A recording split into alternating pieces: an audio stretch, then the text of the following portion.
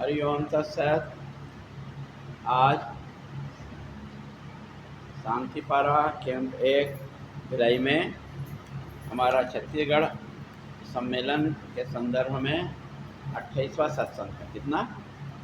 28वां सत्संग है। ये जो सत्संग कर रहे हैं आप लोग के सहयोग से। तो अभी तक के हम लोग गीता के बारे में चर्चा किए। अब एक चीज आप लोग ने विष्णु सहस्त्र नाम में पढ़े होंगे। पवित्रम यो पवित्रा नाम मंगला नाम च मंगलम, है ना। पवित्रा नाम पवित्रम यो मंगला नाम च मंगलम। मतलब भगवान कैसे हैं? पवित्र में पवित्र हैं। ठीक है। और क्या करना है? जितना आपका कोई हित करता है, जितना कोई आपका भलाई करता है ना, तो उससे ज़्यादा आपका भलाई करने वाला भगवान है। ठीक है। ये ऐसा विष्णु सहस्त्र नाम में आया है। तो जब भगवान पवित्र में पवित्र है और मंगल करने में मंगल करने वाला है, इसी कारण से जब हम किसी मंदिर में जाते हैं तो क्या करते हैं? स्वयं पवित्र होते हैं, नहा करके, कपड़ा को बदल करके। ठीक है ना। स्वच्छता पूर्वक हम मंदिर में जाते हैं। क्यों? कि वहाँ पर भगवान विराजमान हैं, भगवान हैं वहाँ पर, और वो कैसे हैं? पवित्र हैं। तो हमको भी पवित्र होकर जाना पड़ता है। इसीलिए जब हम उस दिन आप लोगों को कराए थे, अभिषेक कराए थे। ठीक है, रुद्राभिषेक कराए थे। यहाँ पर क्या किए थे? आपको सभी अंगों को पवित्र किए, हृदयान्यास, करन्यास। ठीक है ना। सभी अंगों को पवित्र किए, उसके बाद फिर अभिषेक कराए। तो वैसा ही हमको अपने व्यवहारिक जीवन में पवित्र रहने का कोशिश करना है। ठीक है। तो शुरुआत करना है कि भोजन भी पवित्र होना चाहिए। क्या होना चाहिए? हमारा शरीर तो पवित्र होना ही चाहिए। ठीक है। हमारा भोजन भी पवित्र होना चाहिए, है ना। अब देखिए, वो आपका बात तो नहीं है, पर कई लोग क्या है, अपवित्रता में ही भोजन बनाते हैं। थोड़ा अच्छा नहीं लगता है आपको सुन के। ठीक है। अब कैसे अपवित्रता में भोजन बनाते हैं? एक छोटा सा उदाहरण सुनो। आप सुबह सो के उठते हो, ठीक है, और बिना नहाए आप किचन में घुस जाते हो। काहे के लिए? चाय बनाने के लिए। क्योंकि आदत है ना चाय पीने का, आपको हो या आपके पति देव को हो या बच्चे को हो।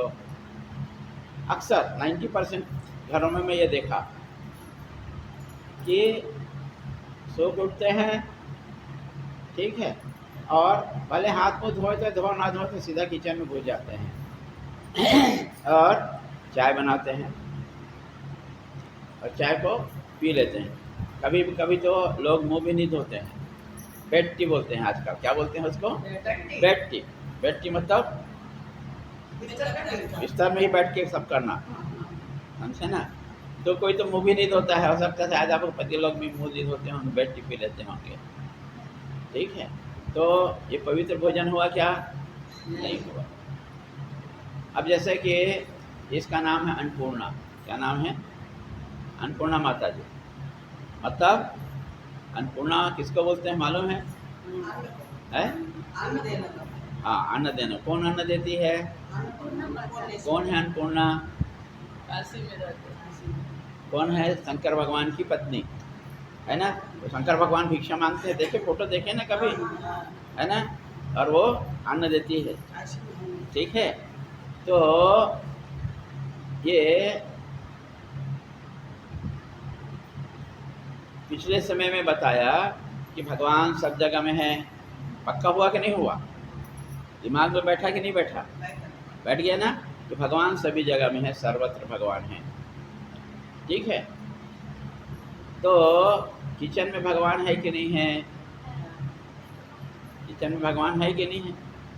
आप क्या सोचते हो सिर्फ पूजा रूम में ही भगवान है, बाकी जगह में भगवान नहीं है? ठीक है ना? इसी को पक्का करना है कि सब जगह में भगवान है। ठीक है, कण कण में भगवान है, सर्वत्र भगवान है, सब जगह में भगवान है। ठीक है, तो एक बताओ, जो किचन में जाते हो, अग्नि जलाई बिना तो काम चलता नहीं, चाय तो बनेगा नहीं। तो अग्निदेव बोलते हैं, बोलते हैं कि नहीं बोलते? अग्निदेव बोलते हैं ना। तो देव को तो, अग्निदेव को तो बिना नहाए आप स्पर्श करते हो, बिना नहाए उपयोग करते हो आप, तो ठीक करते हो क्या? नहीं करते, लेकिन अग्निदेव बोलते हैं ना, बिना अग्नि के तो चाय बनने वाला नहीं है। ठीक, तो अब आपको जो बिना नहाए जो किचन में घुसते हो, रात को हो सकता है आप शौच गए होगे, हो सकता है आप जो है पेशाब करने गए होगे। ठीक है ना? तो आप पवित्रता में हो का अपवित्रता में हो? अपवित्रता में हो। ठीक है ना? अब वो अपवित्रता में आप जो है अन्नपूर्णा मैया कहाँ रहती है? किचन में रहती है, विशेष करके अन्न देने वाली है ना, तो अन्न कहाँ रहता है? किचन में रहता है। ठीक है, तो अन्नपूर्णा मैया के पास आप जाते हो, कैसे जाते हो? बिना स्नान किए जाते हो, है कि नहीं? तो क्या करना चाहिए? करना ये चाहिए कि यदि आपको आपका अन्नपूर्णा मैया को खुश करना है, तो आपको क्या करना पड़ेगा? स्नान करके आप किचन में जाइए आप, पहला। नहीं तो अन्नपूर्णा नाराज हो जाएगी तो गड़बड़ हो जाएगा, है कि नहीं? तो क्या करना है? नहा करके, यथासंभव नहा करके आप किचन में जाओ। आप जो हो गया। अब दूसरी बात यह है कि आपने मुझको भोजन के लिए बुलाया, ठीक है? अब आप नहा के बनाए हो कि आप बिना नहा के बनाए हो, मुझको तो मालूम नहीं है। ठीक है, होटल में जाते हैं, मान लो आप लोग होटल में जाते होगे, या क्या बोलते हैं, गुपचुप चाट खाने जाते होगे, वो कैसे बनाया है पता नहीं, नहा के बनाया है, बिना नहा के बनाया है, मालूम नहीं। ठीक है, पर बीड़ी पीते पीते बनाया होगा तो भी जूठा हो गया। कभी कभी तो सम बीड़ी भी मिलता है, कभी कहीं देखे सुने हो गया है ना? तो हाथ जूठा हो गया, कभी धोता नहीं है, जैसे आप हाथ धो के आए, मुँह धो के आए, तो बनाते समय ना हाथ धोता है ना मुँह धोता है। और दूसरा, जब आप भोजन करते हो, वहाँ गुपचुप खाते हो, तो क्या करता है, एक ड्रम रहता है, इसी में उसको एक बार डुबा दिया, उसके बाद उसको बाहर। तो क्या कर सकते हैं हम? तो खुद सुधर सकते हैं, ठीक है नहीं?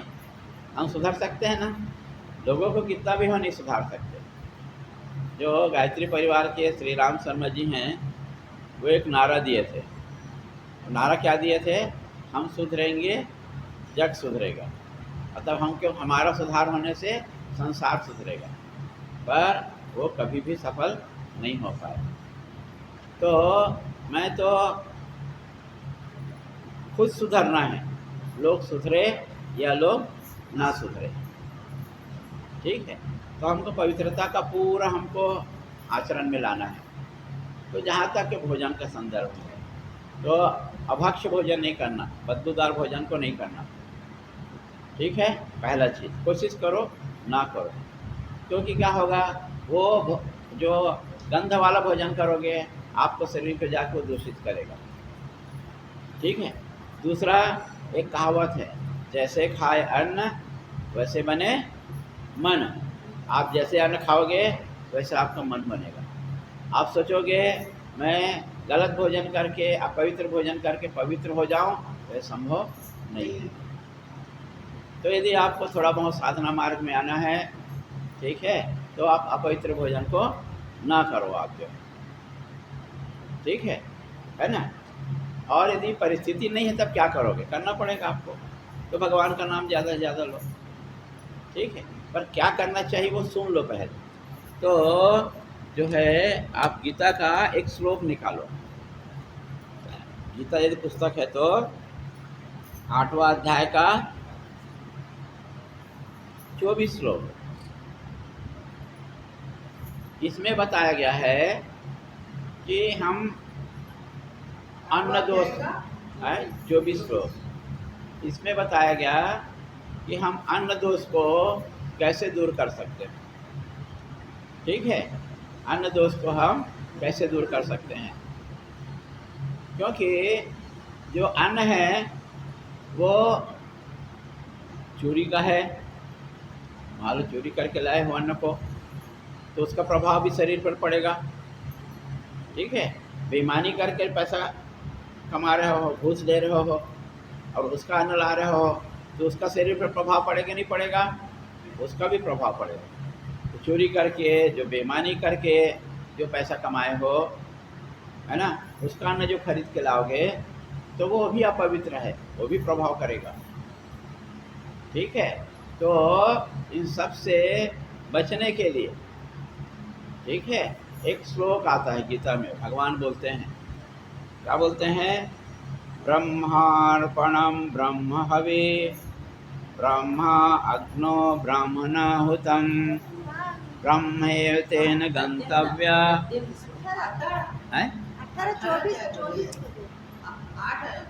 चौथा अध्याय का 24 श्लोक, चौथा अध्याय का 24 श्लोक, 4 का 24, 4 का 24,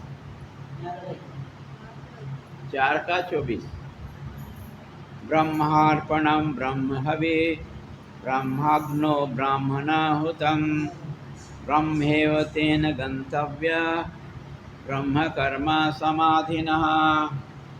मिला? तो ये क्या है? हम जो ये भोजन को पवित्र करने का एक मंत्र है, तो इस श्लोक को आप लोग याद कर लेना। ठीक है, आप यदि गुमरगुंडा जाओगे, आप गुमरगुंडा जाओगे तो इतने छोटे छोटे बच्चे लोग भोजन करने, उनको सिखाया गया है, तो ये श्लोक को करके भोजन करते हैं। ठीक है, तो कैसा भी भोजन हो, मंत्र के द्वारा आप उसको पवित्र कर सकते हैं। पर ये मत बोलना कि मांस भी है, उसको ब्रह्मार्पण करने से वो पवित्र हो जाएगा, वैसा नहीं है। सामान्य भोजन जो है ये पवित्र हो जाएगा।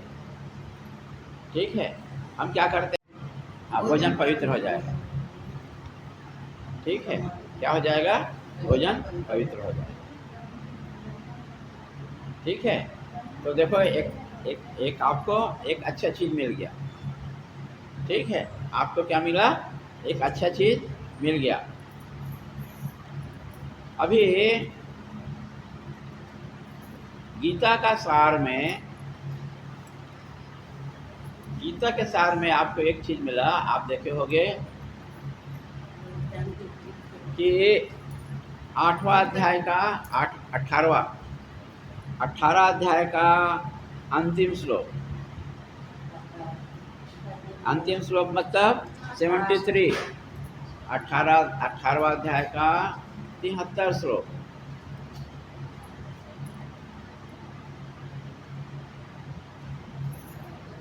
क्या लिखा है? अर्जुन बोलता है, 18वां अध्याय का 73, 73, नार नार नार